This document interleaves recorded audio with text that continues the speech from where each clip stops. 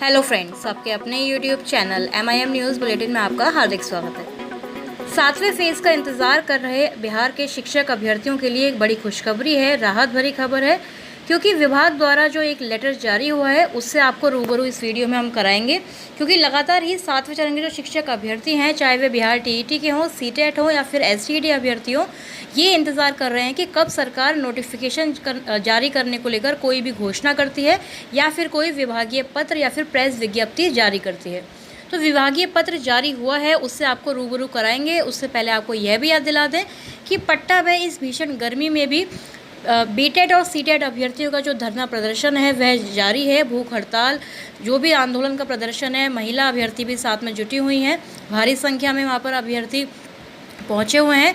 और लगातार आप लोगों से भी यही अपील रहेगी कि जो भी इस वीडियो को अभी सुन रहे हैं, अगर पॉसिबल हो तो ज़रूर ही उस आंदोलन में भाग लें, ताकि उसको सफल बनाने में सभी जो नोटिफिकेशन जारी करवाने में सभी का जो एक योगदान है वह सराहनीय रहे। क्योंकि ये बहाली होनी है तो सभी अभ्यर्थियों के लिए ही होनी है।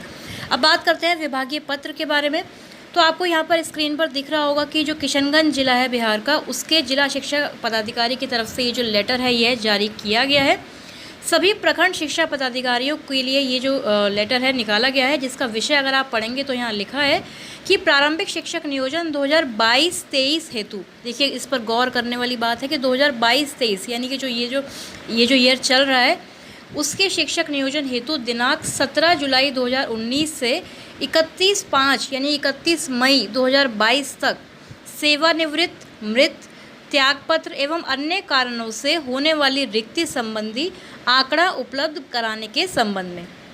तो देखिए विषय तो आपको अच्छी तरह समझ आ ही गया होगा कि जो शिक्षक नियोजन 2022-23 में यानी कि इसी वर्ष प्रस्तावित है, उसके लिए 2019 से लेकर 31 मई यानी कि इसी महीने की 31 तारीख तक की जितनी भी रिक्तियाँ हुई हैं, चाहे वे रिटायरमेंट की वजह से हुई हो या फिर अगर कोई टीचर ने त्यागपत्र दिया हो, मृत्यु की वजह से हुई हो या फिर अन्य कारणों से, जैसे कि हमने देखा कि छठे चरण के नियोजन में बहुत सारे जो पद हैं, आधे से ज़्यादा पद जो हैं वह खाली रह गए। तो इन्हीं सारे कारणों की वजह से जो भी रिक्तियाँ हैं उसका आंकड़ा उपलब्ध कराने के संबंध में। तो देखिए आगे लेटर में देखते हैं कि क्या कुछ लिखा है, किस पत्र का किस मीटिंग का हवाला यहाँ पर दिया गया है। उपर्युक्त विषय अंकित करना है कि दिनांक 17 मई 2022 के VC यानी कि वीडियो कॉन्फ्रेंसिंग में निदेशालय द्वारा निर्देश दिया गया है कि 2022-23 के लिए प्रारंभिक शिक्षक नियोजन की कार्रवाई आरंभ की जानी है। तो देखिए 2022-23 के लिए जो शिक्षक नियोजन की कार्रवाई यानी कि 7 फेज़ की जो कार्रवाई है वह स्टार्ट होने वाली है।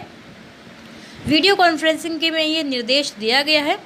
ज्ञातव्य हो कि अधो हस्ताक्षरी कार्यालय पत्रांक 711 दिनांक 16/7 यानी 16 जुलाई 2019 द्वारा 2019-20 के शिक्षक नियोजन हेतु वांछित आंकड़ा आपसे दिनांक 24 जुलाई 2019 को ही प्राप्त किया गया था।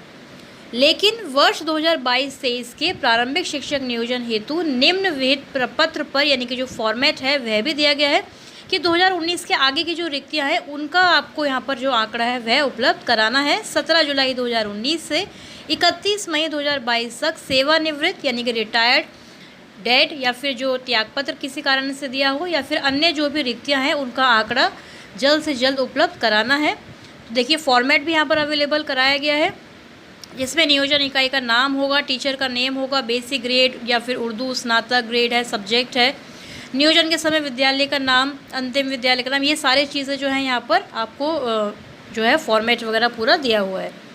उक्त तालिका में अंकित होने वाले शिक्षक का विवरणी संधारित करने से पूर्व संबंधित विद्यालय के प्रधानाध्यापक अथवा प्रधान शिक्षक से सत्यापित किया जाना आवश्यक है। अतः अनुरोध है कि विहित प्रपत्र में आंकड़ा संधारित कर अधो हस्ताक्षरी कार्यालय में 1 सप्ताह के अंदर अनिवार्य रूप से जमा करना सुनिश्चित किया जाएगा। तो देखिए अधो हस्ताक्षरी कार्यालय यानी कि यहाँ पे जो जिला कार्यक्रम पदाधिकारी हैं, DPO स्थापना किशनगंज जिले के, उनके द्वारा ये जो मांग है वह रखी गई है कि 1 हफ्ते के अंदर ये जो रिक्तियों का ब्यौरा है, पूरा जो आंकड़ा है उसको उपलब्ध कराना है। यहाँ पर जो महत्वपूर्ण बात है 7वें फेज़ को लेकर वह आप लोगों को समझ लेनी है कि प्रारंभिक शिक्षक नियोजन 2022-23 हेतु, क्योंकि छठा चरण जो है वह समाप्त हो चुका है, प्रारंभिक बहाली 6 फेज़ के लिए समाप्त हो चुकी है, क्लोज कर दिया गया है। हालांकि कुछ जो नवगठित निकाइयाँ थी, उनमें अभी ये जो चुनाव है वह उसके होने की वजह से नवगठित इकाइयों में काउंसलिंग नहीं हो पाई। तो कई सारे अभ्यर्थी यह भी मांग कर रहे हैं कि वहाँ काउंसलिंग होनी चाहिए, एक और काउंसलिंग का राउंड 6 फेज़ के लिए चलाया जाना चाहिए। लेकिन अब ये क्लियर हो चुकी है चीज़ कि अब 6 फेज़ में और कोई भी काउंसलिंग नहीं होगी, क्योंकि सारी ही रिक्तियाँ अब आगे 7 फेज़ के लिए कैलकुलेट की जा रही हैं। और कैलकुलेशन की अगर बात करें तो इसीलिए ये आंकड़ा मांगा गया है। 7 फेज़ का नोटिफिकेशन बहुत जल्द जारी होगा अगर इसी तरह सरकार तत्परता दिखाती है तो। दूसरी महत्वपूर्ण बात इस लेटर में आपको ये ध्यान देनी है कि जो विषय है, देखिए ये बनाया गया है 17 मई 2022 की जो वीडियो कॉन्फ्रेंसिंग में निर्देश दिया गया है उनके आदेश पर। और यहाँ पर ये आदेश दिया गया है कि 2022-23 के लिए प्रारंभिक शिक्षक नियोजन की कार्रवाई आरंभ की जानी है। तो कार्रवाई आरंभ अब होने वाली है, इसलिए धैर्य बनाए रखें। लेकिन हाँ, जो आंदोलनरत हैं, जो अभी सभी अभ्यर्थियों से हम यही अपील करेंगे कि आंदोलन में पहुंचकर उसको सफल ज़रूर बनाएं, क्योंकि जितनी ज़्यादा संख्या होगी उतनी ज़्यादा सरकार पर दबाव बना रहेगा और सरकार इसी तरह से कार्य करेगी। अदरवाइज़ तो आपको पता है कि 7वें चरण की बहाली के लिए सरकार कितने महीनों से रिक्तियों का डेटा भी मांगती आई है पूरा कैलकुलेट करने के लिए। उसके बाद कई बार यह कहा गया कि जनवरी, फरवरी, मार्च में आएगा नोटिफिकेशन, लेकिन अभी तक कुछ भी नहीं हुआ था। और शायद उसी आंदोलन का ही यह नतीजा है कि ये जो लेटर है, ये जो वीडियो कॉन्फ्रेंसिंग है, ये सारी चीज़ें की जा रही हैं।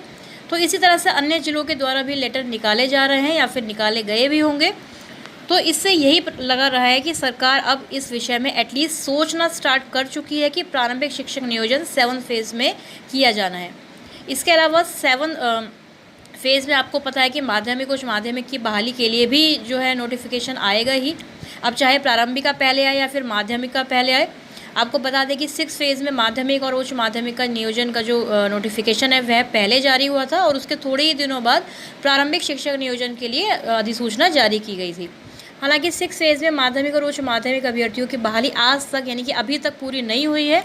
28 जुलाई 2022 को उनको नियुक्ति पत्र दिया जाएगा।